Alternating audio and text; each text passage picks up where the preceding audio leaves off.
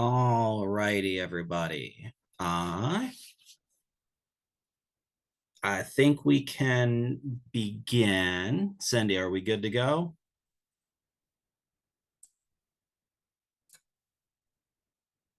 All righty, friends.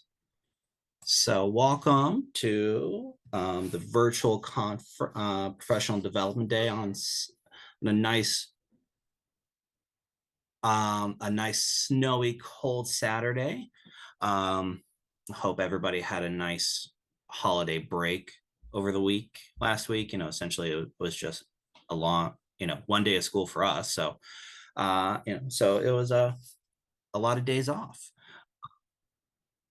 So my presentation today is going to be about rethinking school discipline and thinking about Katie Peters' presentation this morning to kind of start everything off. A lot of this is going to be talking about just like a need for change in some ways, what schools can do, what teachers can do, and what kind of things we did at my school.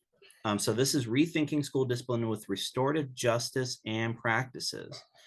And yes, as we're all aware, we're at our houses, so I will have my daughter roaming around the office with me. She knows to be quiet. We'll see. And then our dog underneath me right now. So without further ado, my name is Grant Toepfer-Gaver. I've been a school counselor at Holland Intermediate now for 7 years.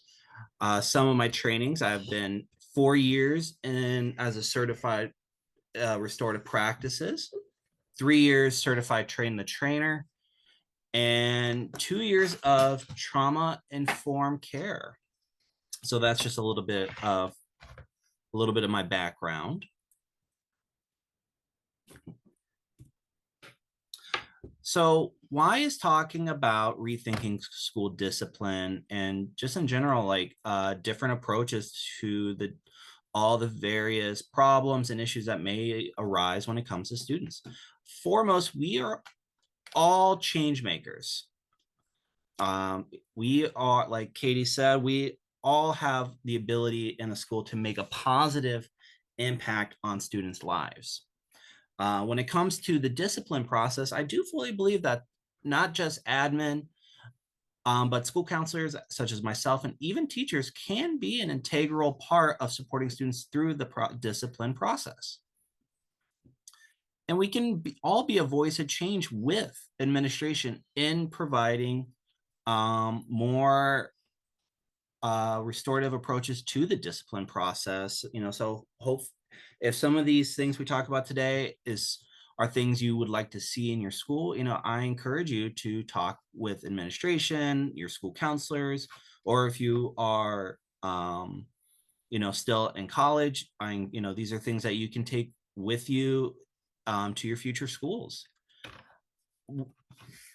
And when we talk about consequences, I want a reminder that, like, if I have other school counselors on here, that school counselors aren't given consequences, and that teachers should not discuss consequences that are neither realistic, appropriate, or cannot be reinforced. So if someone is breaking an expectation, not following the rules, if consequences have to be able to happen. So if you gotta, if you say something, you gotta follow through with it, right? And can it be followed through? And through all these professional developments and trainings, the hope is that we develop a wider and more supportive lens that includes a bigger look at mental health, trauma-informed care, diversity, equitability, just really thinking about what our students go through on a daily basis. And then how does that connect to us, affect us, and how does that, connect and affect the school community as a whole? So just kind of a brief rundown of what we're going to go through today. It's just a brief crash course of what restorative practice is, restorative justice is, a brief rundown of restorative practices, restorative justices, approaches, if that is brand new to you, at the end, if you have questions, I can kind of guide you into some ways to look more into that. And then talking about the need for change, and then what we did at my school at Holland in Springfield schools. And then, if with time, we'll hopefully have some time for questions. All right. And then, like Cindy said, if you have any questions, you can just pop them down in the chat room as we go. I have to remember I'm on two computers for the presentation, so I have to remember which one to click. So, Katie kind of talked about what is our mottos. What is our driving force? What gets us going every day. So, if you ever read Better Than Carrots or Sticks, if you haven't, I highly recommend it. It's a good introduction to the restorative approaches. But this is my motto my quote: to the world, you may be one person, but to one person, you may be the world. And we talk about, and we'll talk more about this, just about like, what do our students deal with on a daily basis, or what do students in general deal with on a daily basis? What is going on outside of school that they are bringing into the school, either on purpose or unintentionally? And then how does that affect their learning? But, and so I believe that all of us, when we talk about developing authentic, positive relationships with students, that, we can be that driving force. We can be that positive influence in their lives, especially when maybe the world outside of school is not positive, not effective, not a positive place to be. And so when they come to school, we can be at least that positive driving force in their lives.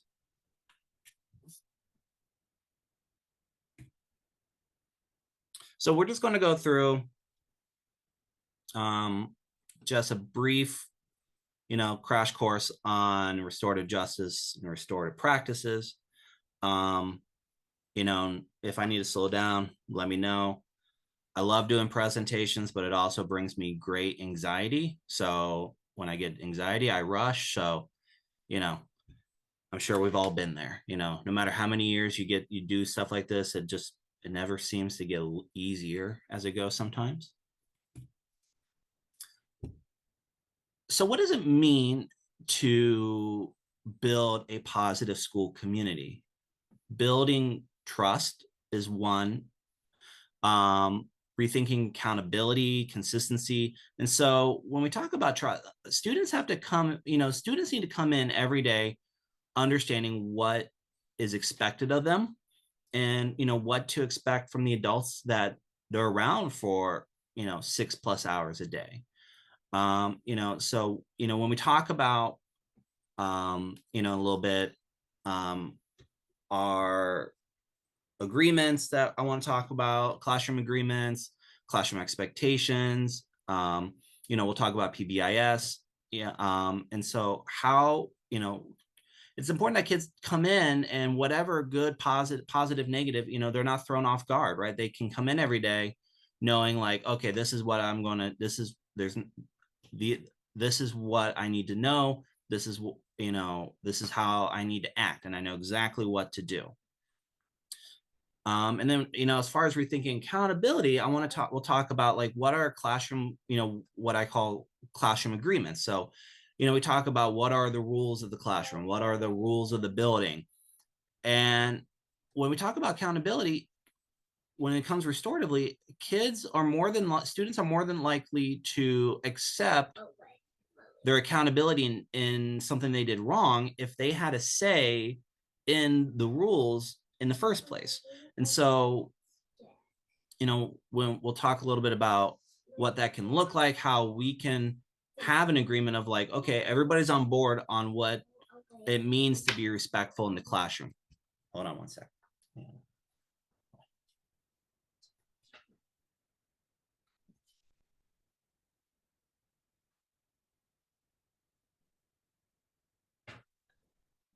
All right. Parenting, right? So I want also, when we think about classrooms, think in the building, think about the culture of students. What are our students' backgrounds? You know, when I think about the Toledo area, how are we bringing aspects of the Toledo community into our building? When we talk about stakeholders, who are we involving?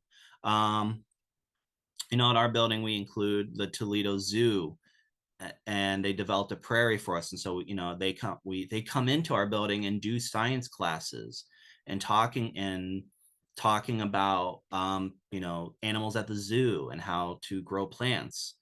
But also when we think about incidents that happen, I think about, apartment fires, unfortunately, car accidents, shootings, stuff like that. What is the information that is students bring in? How are they affected by these things? And how, and providing them a space to be able to talk about things that are going on in their community. But also, when you think of, there's a years ago in grad school, we talked about, the people coming in, people that grew up in like rural towns, and then getting teaching jobs in big cities, and feeling the need to save students or protect students from their community instead of embracing their community and bringing in, showing class videos and having posters of people that represent the kids that are in your classroom every day. We talk about, again, going back to that, to consequences and discipline, having a fair process, allowing the students to have a voice and being able to, effectively talk about what happened versus, we'll get this in a few minutes, rather than just having like a finger pointed at them and getting yelled at and just getting blamed and accused, throughout the whole process. And so when we can include, again, building trust, rethinking the accountability, consistency, including culture of students, and then also effective statements. So, how are we using I statements? How are we, using our voice tones? And then having a fair process for everything the students deal with every day. When we can include all these, we can develop a positive school community, or, so I like to say a family.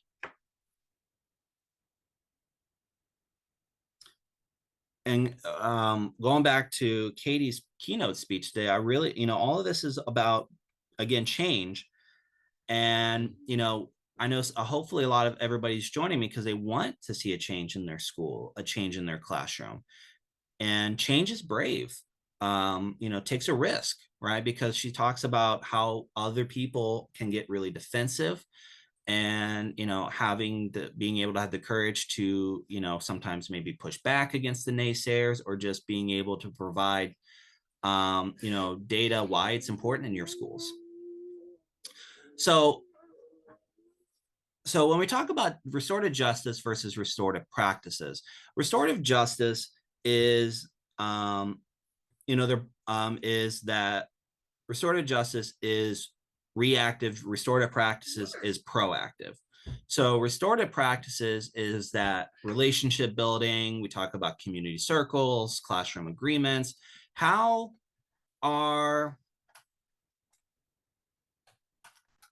are we creating a community in the classrooms that provides students a space to, one, learn, be held accountable, and also explore who they are? And then restorative justice is that reactive approach. So if something happens, how can we repair the harm that has been done? Thinking about a fight, or yes, you can get an applesauce, or a disagreement, or a classroom disruption.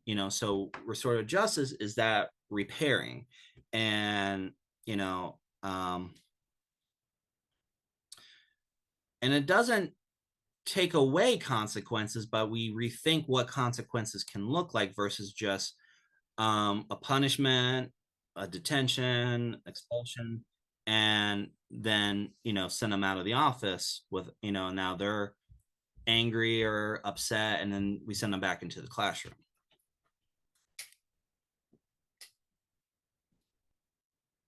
And so I really like showing uh, the social, I call this the social discipline window. And, this is typically when we talk about where as educators, support staff, where do we fall in line? And so, it's the arrow. So when we move up the arrow, it's about control. So up, higher the control. Left to right is about nurturing, the level of support. And so in that bottom quadrant, the not neglectful, so not with any restorative approaches, but no support, no control. And I like to think that no one here falls in that uh quadrant. So this is kind of like the person who just shows up every day and doesn't really want to teach, doesn't really want to interact with students. These are maybe the people who just maybe are burned out, or just you wonder, like, why did you do this job in the first place in this quadrant? Typically we see teachers fall into that permissive or punitive. So either or. So permissive, the high over there, the extreme is, they just want to be the students' friends. That's all they want to do, and these teachers sometimes have a hard time um, having, a calm classroom. Maybe, I hate to say it, but sometimes there, can be a doormat sometimes where, um, if they try to, give a consequence or redirect student, students aren't listening, aren't paying attention to them.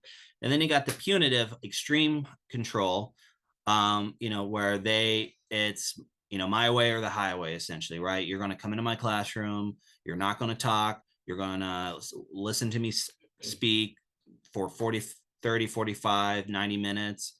Um, and you're going to do exactly what I say. And if you, and I'm going to boot you out of here the moment you do something I don't like. And so where ideally we want to be is that with restorative, so we bring in that permissive, and, so we bring in high support and high control. So, and that's where we talk about classroom agreements and being positive at the same time. We can have high expectations and procedures in place, and also be very encouraging and nurturing at the same time. And so,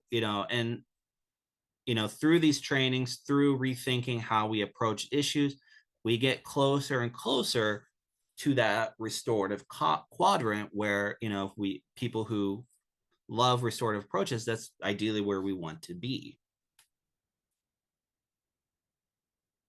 So I know that was a very quick crash course. I can talk and talk, and I have to, keep track of the time, or we'll immediately run out of time.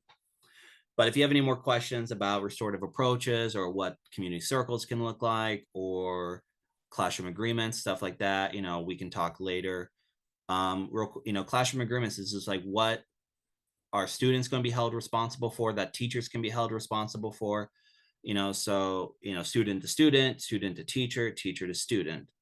What can we all agree on, that this is what the classroom is going to look like every day? So why is there a need for change? And I really like this question. Have children changed, or has childhood changed? Children still aged, they go from birth to 1, 2 to 18, all through the ages. We talk about, the Erickson's developmental stages. They all still go through that, but we think about childhood. How has childhood changed, and how has that looked different now, in 2024, the 2020s, to, I'm a child of the 90s, or the 80s.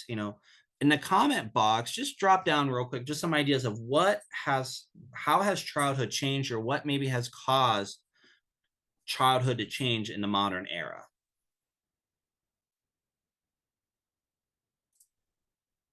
Technology, yeah. Social media, it's on display, under scrutiny. I think back, even for me growing up, I kind of was on that cusp of like I was young enough to not have, social media and and phones and like, we had flip phones. I remember my dad had the briefcase car phone he would take with him, the messenger bag one, if people remember that.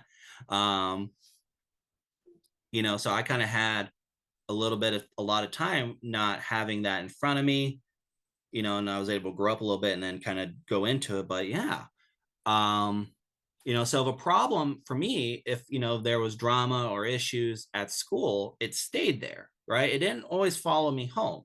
I didn't have to be. Thank you, Megan. Yes. um, there wasn't like people texting me on my way home about all of, oh my goodness, I can't believe I heard this. So, there wasn't that game of telephone happening as much. The best of that is like just if you lived in a neighborhood with a bunch of kids and and you just talk to each other. Um, Now, kids like yeah, Casey, I hope Casey, not Cassie. Or no, sorry, Megan. Yeah.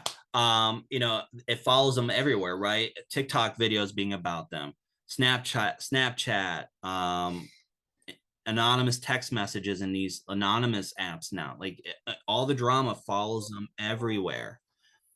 And I know these kids just invite each other into random group chats all the time, start drama, and then, but and then everything gets deleted. And the hardest thing to ask is like, well, can I see what's going on? And they're like, oh, I got deleted. I'm like, well, and it's very frustrating to try to help them solve a problem then. Um, even thinking about like the news, right? The news growing up, you got the morning news, you got a recap of the day after dinner, around dinner time, and then you had the evening news, right? That was it about the news. Now, the news, I can refresh the news on my phone every second, right? And so we talk about this, you know, the traumatization of what's going on out in the world that's at our hands all the time. Um, and so these kids are just watching um fires, shootings, deaths, international issues going on all the time, and it just reinforces, and might in their brains reinforces the scary place. The world is a scary place to grow, is to exist for them. Maybe that's in their head, that's their internal working model developing, right? Where the world is scary and dangerous because I'm seeing all these bad things happening every second of the day because I have all that access on my phone. um yes, you can go on. Oh yeah, go wash your hands. um COVID, yeah, I know. I don't know, I know we're tired of um talking about COVID, but that, essentially that is, now we're in the current normal, right? Like we're coming out of COVID, but people, kids didn't get, they lost a lot of that interaction in those stages. And they had to be used to cooped up with a very small group, or they're only chatting with their friends online in gaming. We know people talk in the gaming world very differently than how they talk in the real world. And so if they're only talking that way, then they carry that into the real world. And now they don't know how to interact with anybody in the real world anymore. Um, yeah, I mean, all these, we talk about little T traumas and big T traumas, right? All of this stuff, these little T traumas about isolation, looking the news constantly. It's that those little T traumatizing moments and feelings just pile and pile and pile. And then, yeah, emotions and language, I remember growing up, like I was encouraged to deal with problems. I was encouraged to process things and talk things out. And now I could bet everybody relates. Like every day, a group of friends is friends half the day and not friends the rest of the day. And then they come back and it's a cycle of just, instead of possibly talking out a problem, they just like, oh, I'm just not friends right now, instead of saying like, I need space, let's talk through this. Or growing up, it was like, I was encouraged to like, you need to go. Me and my sister fought a lot, so it was about like, we got to solve problem solve. My parents made us talk it out, and now it's like, just go to your room, just go to your room. I hear that all the time. And again, it's not every kid, right? I don't want to, I don't want to say this is like every single student, but we are seeing more and more kids bringing these mindsets to school, and how it affects, because they're lacking problem solving skills, they're lacking communication, and then that affects their education as well. So if you're a fan of the Far Side, I love using Far Side comics and a lot of things I do. So how do we redefine what consequences look like? What's in it for you, the person that giving the consequence? Are you wanting the student to learn from their mistakes, or are you and I'm not saying you are in these groups, but like, these are things we can talk it out with our colleagues, so is that adult giving out the consequence looking for them to learn from their mistakes, or are they looking, to like get back at the student? I hate to say that, revenge. I hate to say that too, but it happens. Or,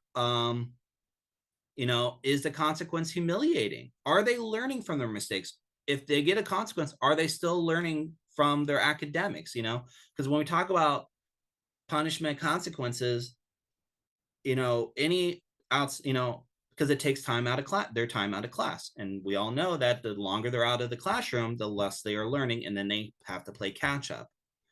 And then, how much time is that the disposal of the teacher to help them catch back up? And then we talk about, punishment versus consequences and accountability.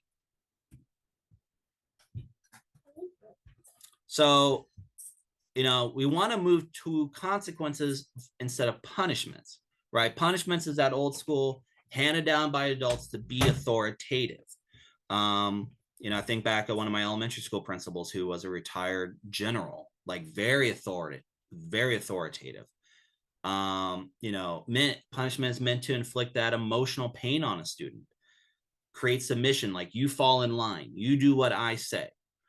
And it's not aimed at any problem solving. It's just, you're gonna, the adult, the administrator is just going to just, verbally berate them about what they did wrong, not give them a chance to speak their mind or talk about what actually happened. Because if we all know that if we start at the incident, we are able to work our way back, hopefully, and find out what was the true cause of all this. And a lot of times know that there's more than one guilty party involved. And when we want to develop, if we're developing a more trauma-informed environment, this isn't the appropriate way to handle issues. And so we want to talk more about consequences, where students have a say. They are able to talk about what went on. We can ask them questions. They are able to reflect. It provides an opportunity for problem solving, to right a wrong, to repair the harm. We talk about, community agreements. These consequences can be agreed on between teacher and student. So if you are caught if you're talking during my lesson or passing a note, we can all agree that this is what's going to happen. And it's meant to help the situation, because we don't want negative feelings in our buildings, right? We don't want kids to be resentful to their students, and vice versa. We don't want kids to have lingering, issues amongst each other. So when we can incorporate more restorative approaches, we are able to repair and start moving forward.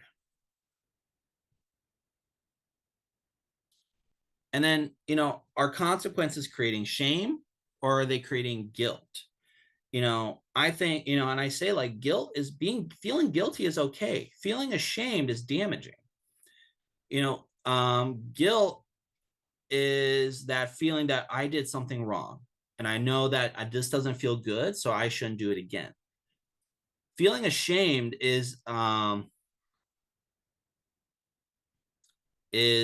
this damaging feeling given from from usually another person, that makes us feel flawed, and unworthy of belonging around. This is where, um, for instance, body shaming might come into play in a situation, not at like a consequence, but um, when I think of this, I think of the movie, The Breakfast Club, right? And I'm blanking on the punk character that like the principal was like just saying you're always going to be nothing, you are worthless, stuff like that. So, you know, that he's, that's shameful, right? He's and then the kid kind of just slowly, kind of emulates what people think of him. And so, if we want to help students be their best self, we give them opportunities to not be to be better than the person that created the did wrong. When we talk about childhood, like, and Katie said like we can't always fix things in their lives, right? We cannot remove them from the bad that's happening out in the world. And I encourage you through all this is to like rethink, how can we show them at least someone positive in their lives? So talk about suspension. It's a last resort, right? Who does it benefit? It's a loss of education. Is it an easy way out to just suspend a student? And what is their home like? If we suspend a student, what are they going home to, right? Are they going to go home to a family, like caregivers that reinforce what happened and make sure they stay up on top of their work? Are they going to get beat when they get home while they're gone? Are they going to just be in front of a TV and video games because the parents have to work, which is a reality? It's not that they don't care. A lot of the times is that they have to keep working. So what did we do at our school? So at Holland, we rethought our PBIS system. So we came up with 4 expectations: be respectful, be responsible, be prepared, be safe. Broad, broad and simple, right? Instead of saying no chewing gum, well, because kids want to look for loopholes, right? So we just talk about, in the hallway, the bathrooms, the gym, the classrooms. What does it mean in those specific areas? Does it mean to be a respectful student and also adult? What does it mean to be responsible? What does it mean to be prepared? And what does it mean to show safety?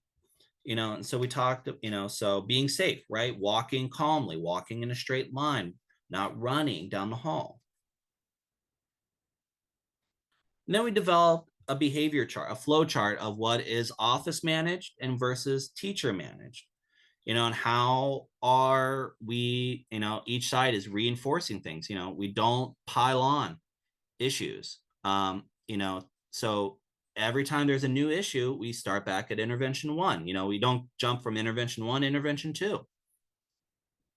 The first couple interventions were teachers were reteaching, redirecting, reinforcing.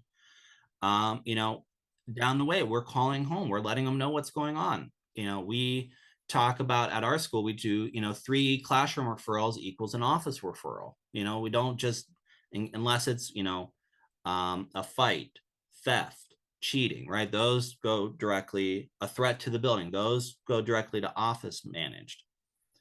And so, when we talk about how we can reinforce and that there are expectations and consistency, we can follow our flow charts, and that gives students the understanding also that like, okay, if I mess up once and it's minor, I'm not going to just be thrown into the principal's office and yelled at. And then giving some examples of how we look at consequences. Damage to the building. We've had students damage things in the building. They worked with the custodian and maintenance to paint and repair what was damaged. Bullying. We've had them do PowerPoint presentations and research projects. And, these are 4th and 5th graders. I should have said at Holland Intermediate is 4th and 5th graders, by the way. So they've done research projects on how the effect bullying has on kids. And they had to present that to the office and their teacher, using a harm circles to with everyone involved in the issue of bullying. Conduct issues, we use think sheets before they return back to class. They write an apology letter if needed. Pulling a fire alarm, we've had it happen. Threat to the building, we've had it happen. We develop threat assessments, safety plans if needed. We've had students talk with the chief of police, the fire department, fire chief, And, they talked to them, and they were very powerful conversations, especially with the fire chief, about how if a kid pulls a fire alarm without an emergency, how that pulls resources from the community. And then we talk about low level office referrals. They collaborate, interview, get students involved in, being able to hold them accountable. These are just some examples of some think sheets we use. These are the ones I use for 4th and 5th graders now. And these are from the responsive counselor. These are really great. These are for younger kids or students who maybe cognitively they need pictures to help them through, thinking about what they did wrong and how to make it right. We have a buddy room that we share with our middle school, so it's as an alternative to suspension or emergency removal. They get the opportunity to reflect on the incident behavior with the trained staff member running the buddy room with think sheets and conversations and restorative conferencing. And it's a chance for them to catch up on work as well while they're down there. They're out of class for a quarter of the day, half a day, and sometimes a full day. So that's why we make sure they're caught up on their work, but they're also talking with a staff member about what happened. And then when they return, we're using restorative conferencing to fully reintegrate them back into our school community. We want to make sure that the harm isn't lingering, but also they can understand that that was not acceptable and what can we do next time. Something we use now is Swiss. I'm going to skip over that. And so, suspension does happen, and this is something everybody in the school community can get involved in. Have a safety plan completed and reviewed. If there was a threat to the building, a threat to someone, encourage a safety plan or a threat assessment. Have this, encourage the school counselor to meet with the student and guardian before the student returns full time. We have students agreeing, they must agree to the safety plan at our school or resolution before they fully reentered. And when they had a hard time agreeing, we told the parents, like, you need to take them home for the day and we'll meet again tomorrow. Discuss expectations with the homeroom teachers, or if you're part of a team and you're the lead teacher in that team, make sure, if there is expectations, make sure you get that information trickled down. And then we use PBIS check in, check out. So tier 2 support for those kids for at least 6 weeks to make sure that they're back on track, that the behavior that got them suspended isn't continuing. And to wrap things up, these are the 3 books that I have used routinely in my career, and the books I used putting together this presentation is, again, Better Than Carrots or Sticks, Restorative Discipline for Schools. And one of my favorite ones right now is Hacking School Discipline. That is a great one. So I would say for teachers, Hacking School Discipline and Better Than Carrots or Sticks are the 2 I highly recommend for teachers to read, to kind of just, that it can easily be included in your classrooms. The Hacking School Discipline gives you 9 approaches. And at the end of every chapter, they give you ways to talk when they talk about pushback. So they give you examples of what pushback might look like and then how to respond to those pushbacks, which is phenomenal. I couldn't ask for a better book. So that is all I got for you today. You guys have been awesome. Hopefully I didn't rush too fast. It's hard to get through 45 minutes without going over. We have any questions, Cindy? We can take some time. Yeah. And there's my email too, right there. If anybody has any lingering questions or wants more information about anything I talked about today, I'd be more than happy to communicate with you. Yeah, thank you so much, Grant. That was awesome. I actually do have a question. Yeah. Early on in your presentation, Yeah.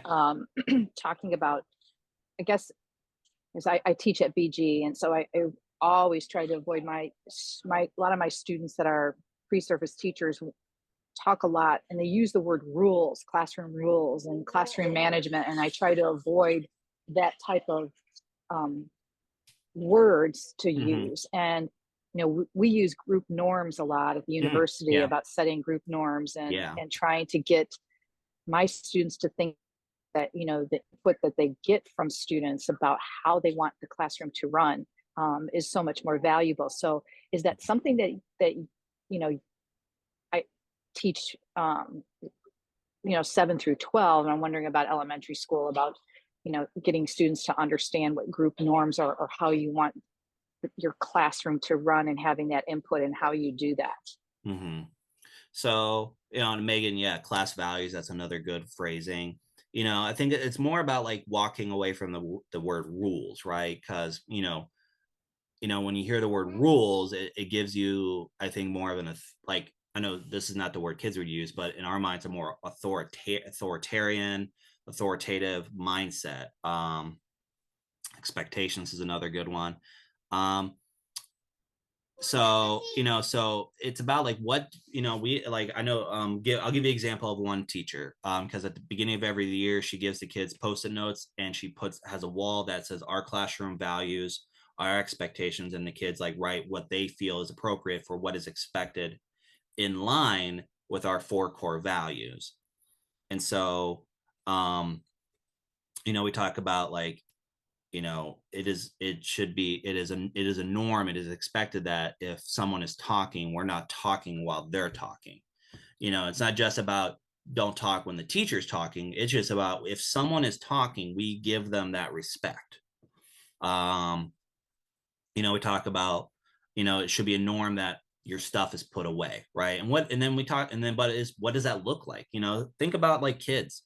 They don't they don't the same expectations of what does cleanliness, organization, and being clean is for everybody, even like different for home versus school. And so while you're at school, what does an organized desk look like, versus like having a bottle laying on the floor and there's stuff just scattered everywhere, right? um so we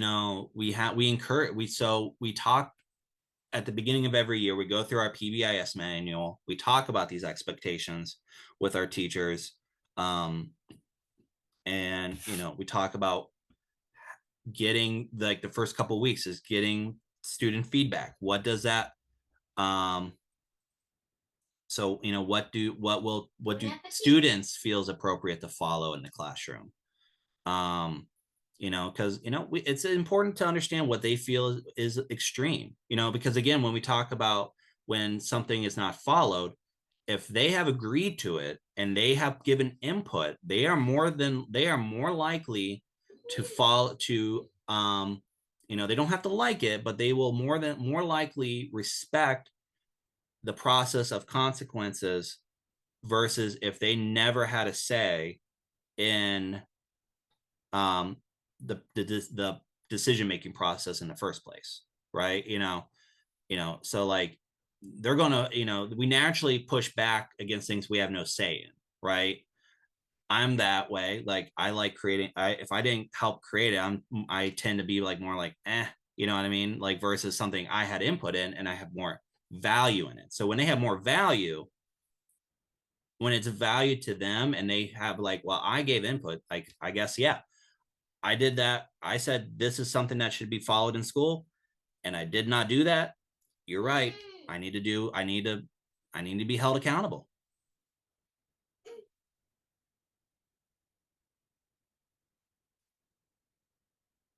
Thanks, Grant. Anybody else have any questions?